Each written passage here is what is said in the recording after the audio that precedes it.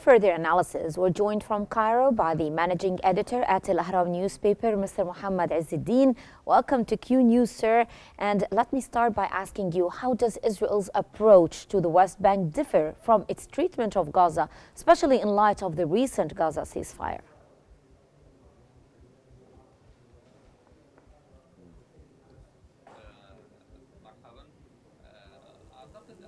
Good evening. I think that the attacks on the West Bank are indirect by the far right who is rejecting and opposing the ceasefire in Gaza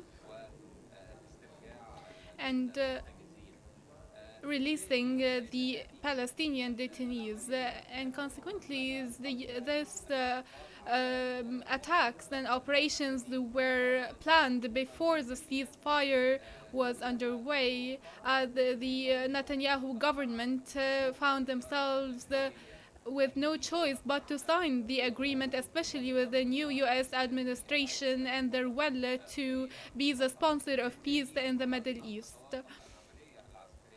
Also, the military operation in the West Bank are in line with the settlement scheme which was started by the far right arms and the settlement movements who are desiring the increasing the land plot that are under the Israeli control from the West Bank and seizing 60% of the West Bank, seizing the opportunity of the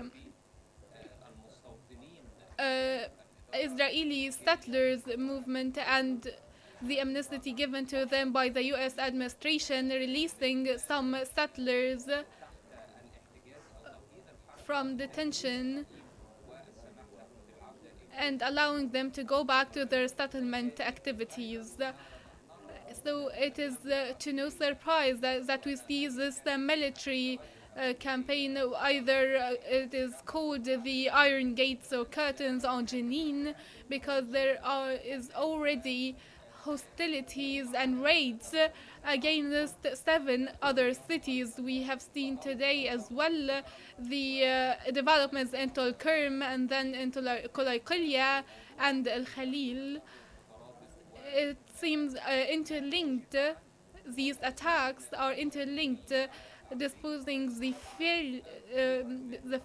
actually discovering the failure of the Israeli operations in Gaza and completing the military operations in the West Bank instead of Gaza after the cessation.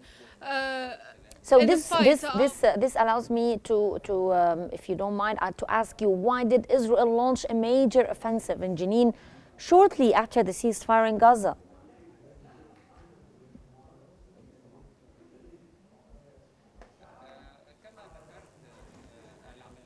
As I've mentioned, it was long planned. It was planned long ago, and there is a lot of cooperation between the extremist settlers and the Israeli forces, and also some military groups or militant groups who were back from the Gaza to practice their operations once again.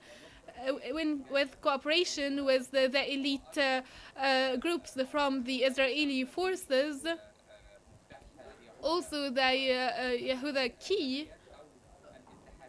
these unions or coalitions, these militias basically target taking control of the West Bank after seizing the operations in Lebanon and in Gaza. They're back practicing their operations again in the West Bank for the annexation of more lands or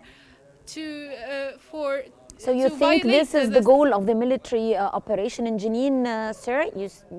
This is your interpretation, that the primary goal of the Israeli military operation in Jenin is to provide more settlements in the area? or are there any other goals?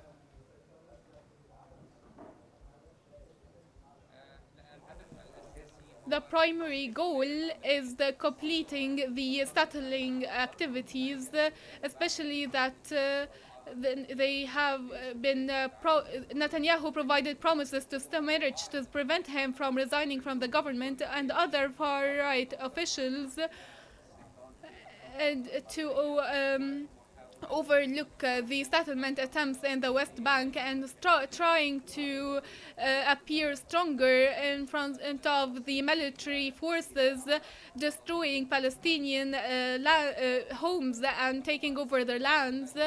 And they are also being proactive to stop any attempt to achieve the two-state solutions, as all the West Bank territories, according to the international legitimacy, are Palestinians. But these military operations and the settlement in the West Bank are an attempt to stopping the two-state solution, and also to make up for the Israeli armed forces failure in Gaza and the Hamas appearance as very coherent during the exchange of detainees and hostages, as they delivered the hostages to the Red Cross. Mm-hmm. So how could the offensive in Jenin affect the ongoing peace efforts and the Gaza ceasefire?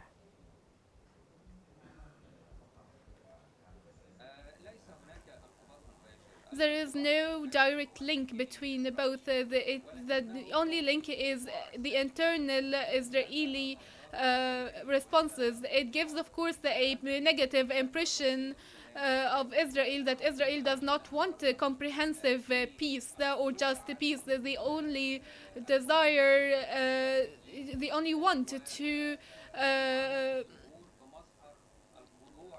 the release of their hostages and to not submit fully to the United States pressures, as well as the international community pressures. These military operations in the West Bank is a continuation of a comprehensive series of attacks, whether in Gaza, in the West Bank, or in different borders, such as the borders of Lebanon and Syria. So there is no direct link, but it is an internal operation to continue the attacks and the non-commitment to any resolutions or international UN resolutions in the Palestinian-Israeli conflict.